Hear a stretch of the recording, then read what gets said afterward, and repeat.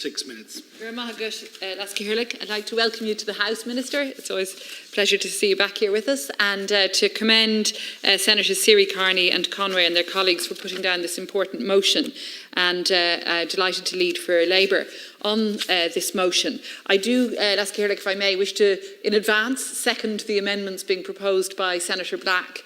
She's due to speak on them, and I know she'll be proposing them. I think they're very much complementary to the motion itself, and indeed they add to it and I suppose enhance many of the aspects of it. So I'll speak to those. I do think this is very timely as a motion because, of course, throughout the last year and a year and more, as we've been going through COVID and suffering so much in this country and indeed internationally, we've really come to value, I think, the role of carers. It has certainly thrown the extremely often very difficult work that carers do into very sharp focus, and I think we all realise how much how much more we should be acknowledging the work of carers and how much more value we should be placing on caring work as a society. Others have pointed out the Citizens' Assembly has given us a way forward to provide greater recognition for carers within our constitution. I think that's very important, and indeed we also have other motions down on the order paper from ourselves in the Labour group and others on this, and we all want to, I think, would acknowledge the work of groups like Family Carers Ireland and the Care Alliance. So this motion is very welcome. I think it does recognise the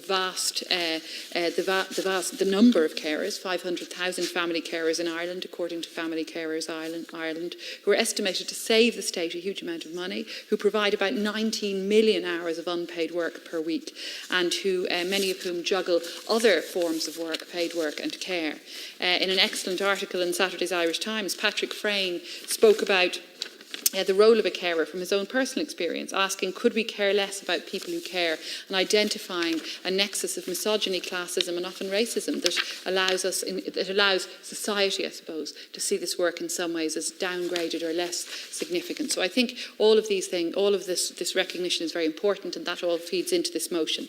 But I think the difficulty with, or one of the key difficulties currently with our model for care work is that it is over-reliant on institutional care. We have a funding model in this state that favours institutional care, not just for older people, also for persons with disabilities, as we know, those of us who are on the Disability Matters Committee, and indeed where we're looking at care of children and a care of those with particular needs.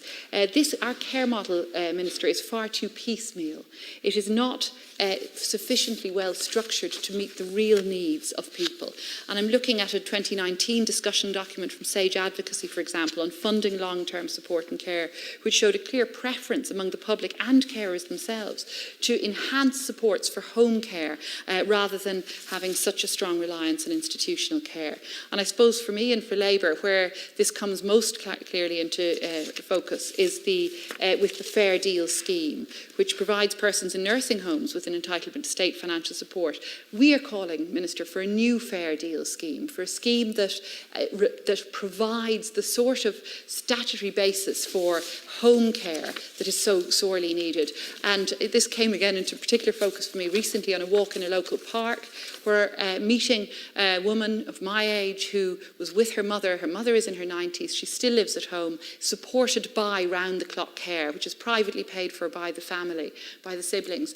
And, in this sort of situation, in many cases, the most favourable financial option for families is to use Fair Deal and to use nursing home care. But we should be moving to decongregated settings. We should be deinstitutionalising.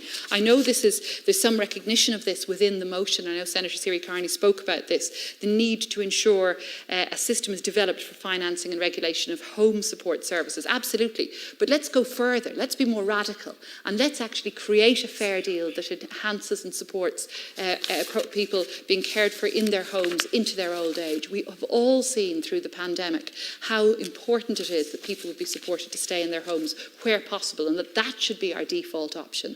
And instead of continuing funding models favouring institutions, we should be looking for home care. And again, Minister, I would say this isn't just a matter about older persons. We saw last week the Ombudsman's report, Wasted Lives, Time for a Better Future for Younger People in Nursing Homes, a really stark finding that about 1,300 people under the age of 65 are currently living in nursing homes, when in fact other other settings, preferably decongregated settings or community or home settings, would be far more appropriate.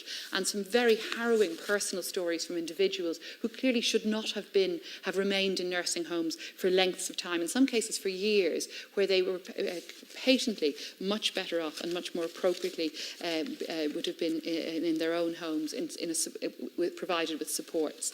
So what we're proposing is a change to the Fair Deal scheme to enable people to draw down funds to pay for at-home care and supports as an alternative to care in a nursing home where that is more appropriate. And in particular, for younger persons in nursing homes, we are saying that the state should be moving swiftly to ensure that those over 1,000 young people who are inappropriate in those settings should be provided with alternative supports and alternative mechanisms. So we look forward to continued debate on this, Minister. I know there are reforms underway, and we very much welcome those who want to support the motion and support the amendments being proposed by Senator Black. Thank you, Senator Patrick. Just before we proceed,